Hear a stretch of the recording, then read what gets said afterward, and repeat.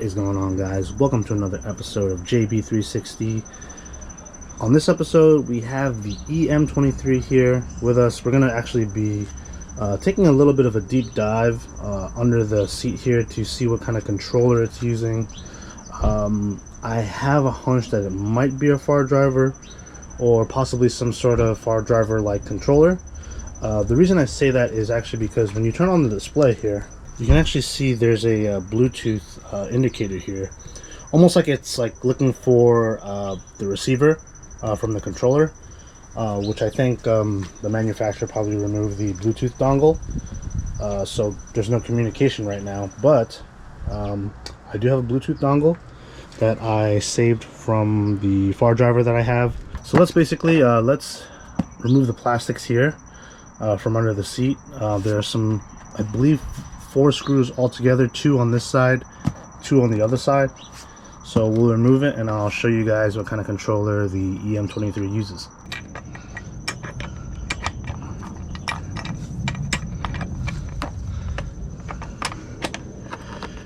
So there's this bolt in the back which I think releases the seat. So let's see. I'm gonna remove this bracket here as well as the bolts. Alright guys, so we got the seat removed, and one thing I just want to note to you, on the back there's that bolt that you remove with that sort of like little clamp in the back, and then this honestly just slips right into the frame itself. You see these little sort of like I don't know, these plastic inserts right here that just kind of slips onto the frame on this part really over here. And then there's another piece that sticks out from under the seat that can go under there. And that's pretty much how you open and close the seat compartment. So you don't have to remove any of these screws that I did. I did that by accident. I actually thought it was connected to the frame, but it was just connected to the seat. So just an FYI, when you're removing the seat, it's just that one bolt. And then when you remove that bolt, you just slip the seat back like so.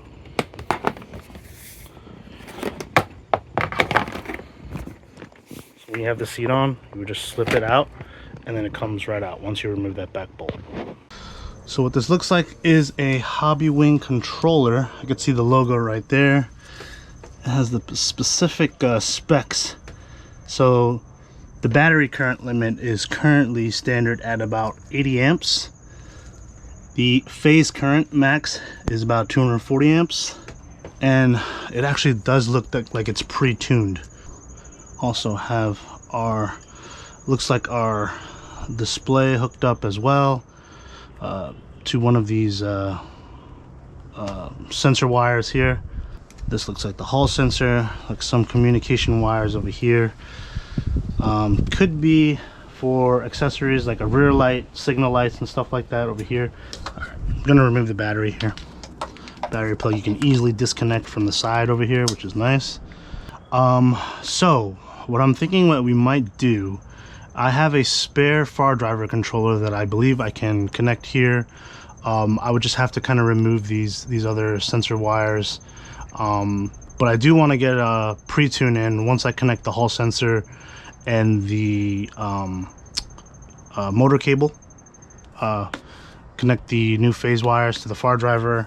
Another thing I forgot to mention, actually, when you have the display on for the EM-23, there's actually a amp meter that shows up. And when I was testing it, when I was running it off of a freeload, it hit up to about 160 amps. I think that was the highest number I saw. So I'm wondering if we can kind of test the DC amp limit to maybe like 120 or maybe 150, so that will give us a little bit more top speed and possibly maybe even adjust the field weakening for the setup as well. So yeah, let's see. I'm gonna take this controller out. I think I'm gonna examine it a little bit and see if there's maybe even a way to access this through like an app or something like that. If not, I think I'm going to swap this controller out. All right, so that was not easy. We took out the Hobbywing controller. As you can see here,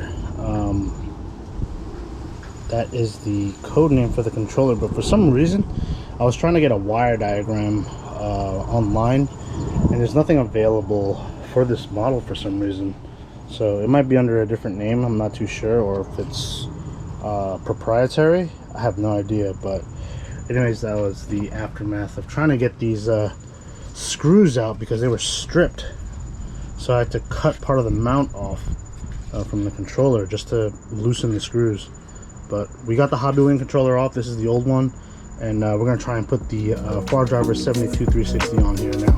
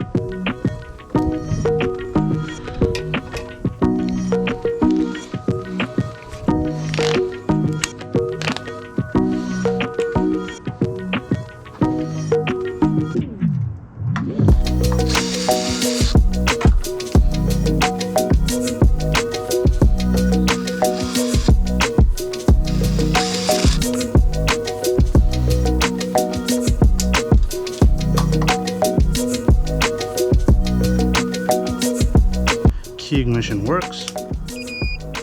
Turn it on, you hear the beep. It's great, 66.5. It's a little less than 100%, but that's okay.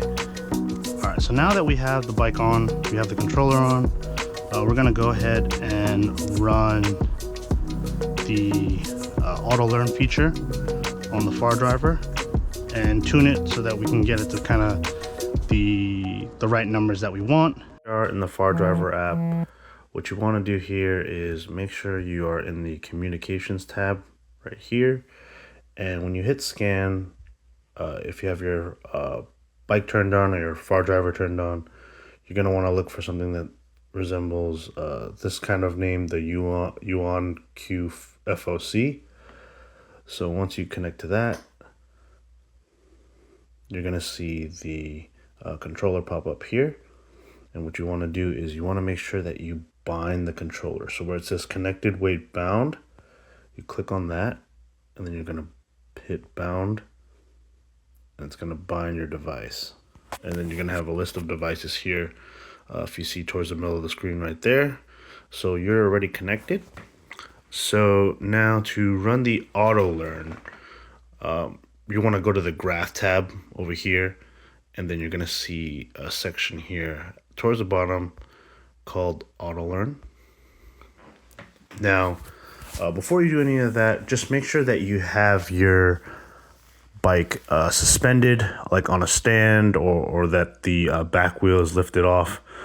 You want to make sure that it can safely free run the wheel in the back. So I suggest getting like a motorcycle stand or some kind of like prop-up stand to make sure the bike is suspended and that you're not interfering with the back wheel. So after that, once you have everything set on your end, you're going to hit enter, and then you're going to hear a few beeps actually. It's going to beep until you start the process, which would then basically require you to hit the throttle, and then you're going to hold it down until the whole process ends. You'll see the wheel go forward or go backwards, and then as it stops, you're going to hear another beep, and that's when you're going to release the throttle and let go. And then we're going to enter self-learning status. As it's beeping, we're going to fully throttle, and we're going to let go until it fully stops.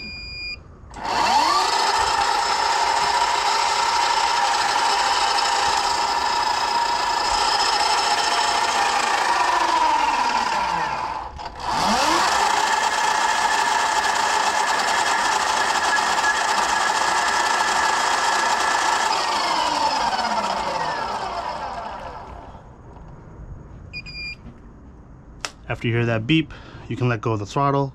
You'll see the status check mark over there, which means we're good. System is okay. And when we throttle it, it already sounds a little bit more powerful than before, not gonna lie.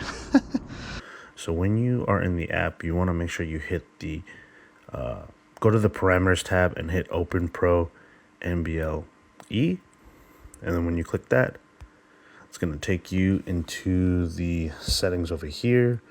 Obviously, after you run the auto learn feature or the self-learning feature, however you want to call it, the values for rated speed, rated power are all going to be sort of like automatically filled in terms of the numbers. One thing you want to do, you want to make sure you change your rated voltage to 60 volts. All right. And then for this configuration, to sort of get the max speed and performance out of the controller and out of your bike overall, we kept our max line current to about 190 amps while keeping our max phase current to 360 amps. And I actually kept the throttle response to sport. As we get to the lower values here, a weak response, I kept it on 0 because that's the highest level of field weakening you can apply to the controller. So we left it as that. In terms of ratios and speed, I kept all the RPM percentages at 100% just to see how much the motor can output at 100%. We're going to keep these other parameters the same, not going to change any of the display or function tabs. Now, the most important thing, especially when you're working with a 72 volt Fardriver with a stock 60 volt battery, is you want to make sure that you change the low voltage protect. So over here in the protect section where it says low volt protect, because it is 60 volts and the cutoff is around like 50 to 53, make sure you change that number to 50 volts. And when you do change that number, the low volt restore number on the right will automatically change as well. Now, the importance of doing this is because you're basically letting the controller know that, hey, there will be a power drop off sort of when the battery reaches its voltage cutoff. So automatically in a 72 volt system, you'll usually see that number at about like 63, 65 volts. And obviously, because this is a 60 volt battery you're running it off of, you're going to confuse it if you don't change the value. So you want to make sure that you have that value secure on the protect section, and that is a very important thing to change. And then obviously after you make your changes, make sure you hit the save button at the bottom, and you'll hear like a beep coming from the controller letting you know that you made the changes. And I know this is sort of a very kind of like abbreviated version of tuning, but as always, I'm going to leave the screenshots of the parameters from the Fardriver in like a Google link, so you guys can basically reference it whenever you get to the tuning stage of this process. All right, guys, so we have the Fardriver currently tuned, and we have like our base tune down, so all of our ratios at 100%. We maxed out the DC amps to about 190 while keeping the phase amps at 360. So we're gonna test it out, see how the bike feels. I did adjust the throttle response to sport just to kind of keep the sort of aggressiveness, I guess, of the torque. So let's see how that goes, and give you my thoughts on that. But let's take it out for a quick spin, maybe do like a top speed run and see how it goes.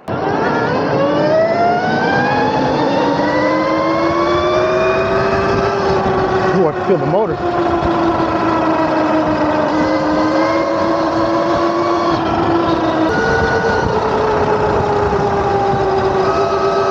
This thing rips, man. Holy cow. All right, here we go.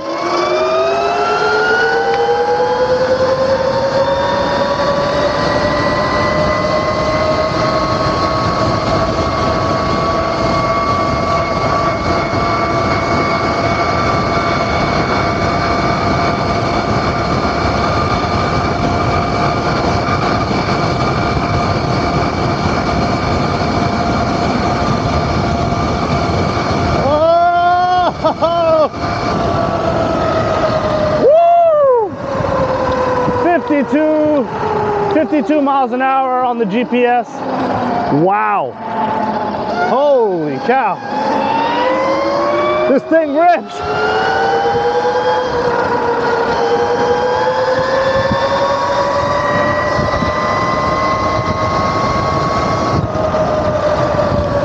Oh my goodness.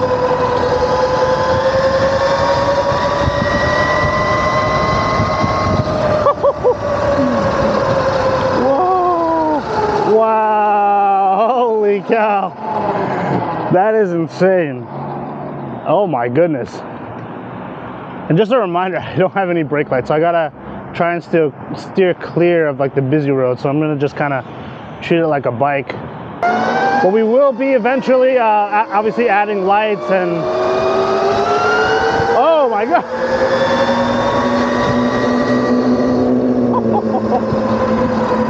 Yo, my god. That voltage drop is real though. Holy cow. That voltage sag. We started at about 67 volts. Now we're at 64 because of the pulls. Look at the torque.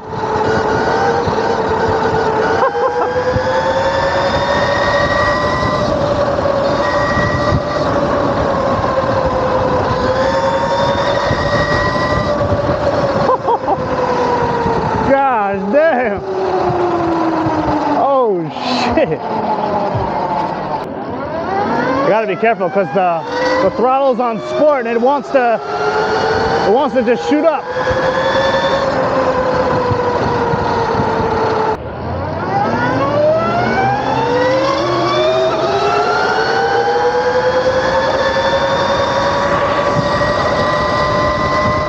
Whoa, my God.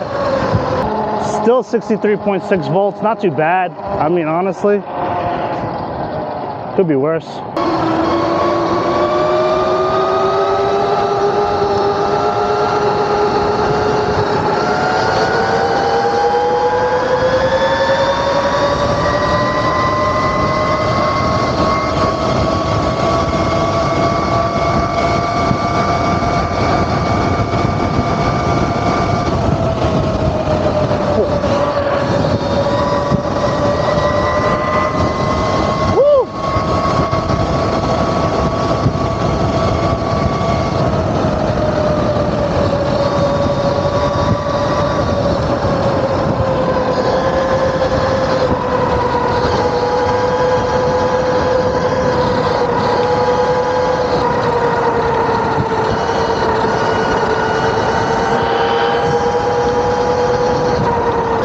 Oh my God. Again, this is the stock pack. We maxed out the DC amps to about 190.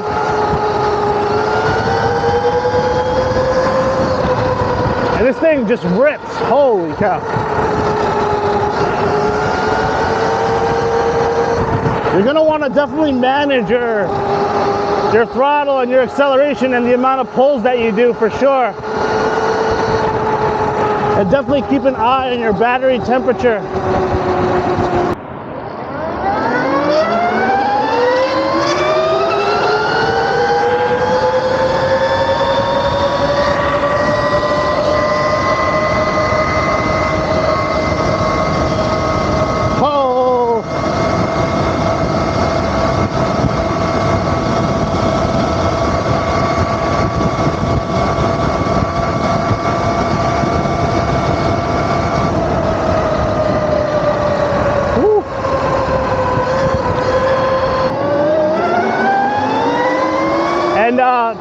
Honestly, the mod is really, it's not that bad in terms of cost.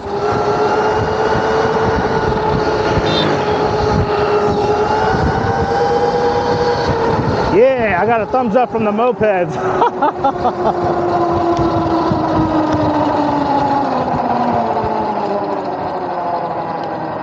Yeah, cost-wise, the controller itself only costs about 175 bucks. Probably find it cheaper, like on Ali or something like that. But just doing all the rewiring, that's probably the only hard part. But honestly, like 175 is not that bad to sort of get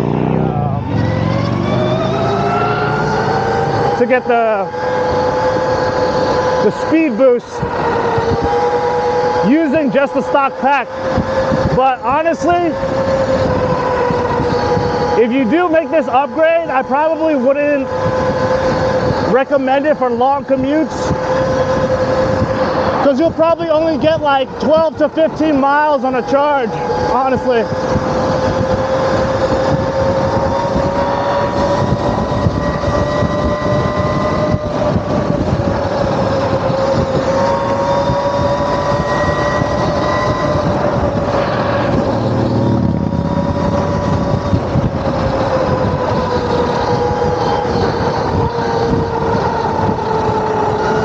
Which is like, you know, feasible for, you know, maybe like a short group ride or something like that. But, you know, to be quite honest, you at that point, you know, if you're just looking for range and power, I would just upgrade to a bigger battery. Or if you're pretty content with the stock 45 miles an hour, that's okay too. There's a lot of stock surron riders that, you know, just keep their base setup, especially when you're riding like off-road, you know, and you're not gunning for like super high speed. Just keep it stock, you know, save some money. But if you just do decide to do the mod,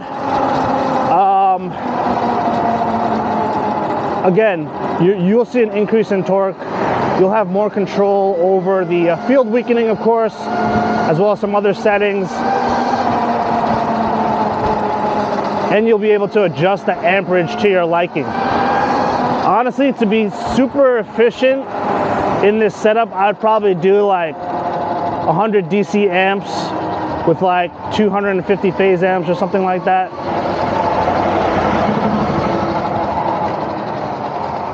You probably save more. You probably save a lot on range.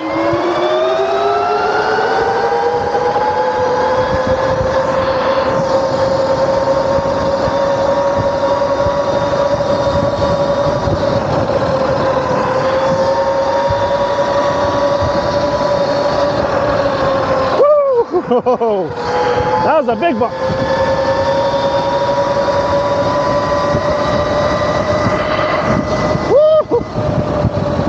Man, it just hits like 40 plus so much quicker now. It's crazy.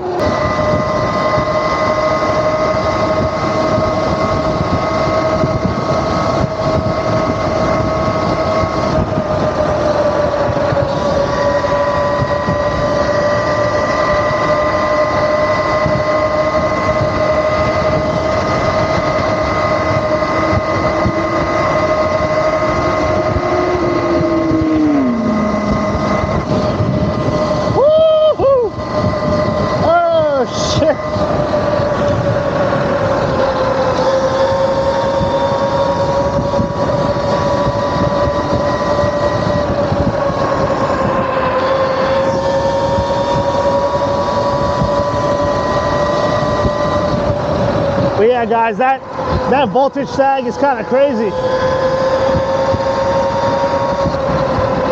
And again, of course, I have no lights connected. Brake cutoff is not connected, obviously, because I just have the key ignition switch basically, and then the Fardriver controller connected to the battery harness. Sorry, this fly is on my case right now. But yeah, guys, the battery doesn't feel warm at all.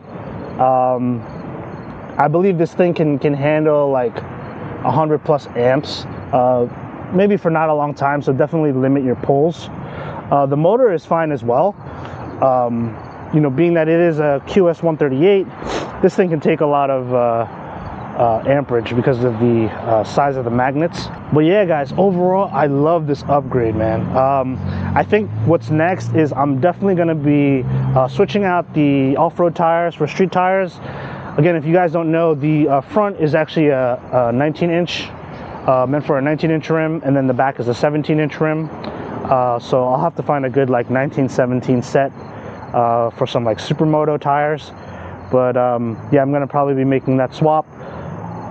In terms of battery, as you guys can see here, it's pretty easy to remove the battery once you unscrew this sort of like latch over here. Manageable if you decide to upgrade this pack. You could even go a little bit further, maybe like probably like another like inch and a half up and add more cells.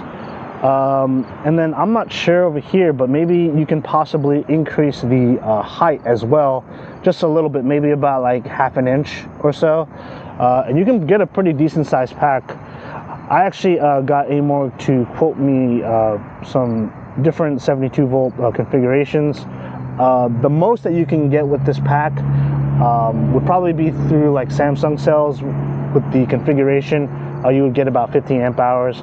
But if you were to do some other cells like E40P or E40PL, you know, that will probably limit you to about 40 to 44 amp hours, which is honestly not bad. Yeah, guys, I'm probably going to go with the 72 volt upgrade with this bike because I think this thing can really pull some crazy numbers, especially with that stock QS138 motor. All right, guys, let me know what y'all think of the upgrade today. I know it was quite a bit. It took a couple of hours, like 2 or 3 hours, to kind of do the whole upgrade with all the rewiring and stuff. And again, I do love that it does have that key ignition switch. I just think it's just an added safety feature, but you know, at the same time, it gives you information on your voltage level as well. And like I mentioned before, we're going to be adding lights to this. Probably going to add a new front-facing headlight with fender, as well as a rear tail light that's operable once you press on the brake levers. And of course, I'm going to clean this wiring up too. This is temporary, but I'm going to kind of like organize the battery connectors a little bit, just so everything's sort of like tucked away. But yeah, guys, let me know what you think of the EM-23 speed mod with the Fardriver controller swap. This thing is just a totally different beast now. It's so much more aggressive, but I love it. Anyways, guys, hope y'all enjoyed today's episode. Please feel free to like, comment, or even subscribe. And yeah, we'll catch you on the next one.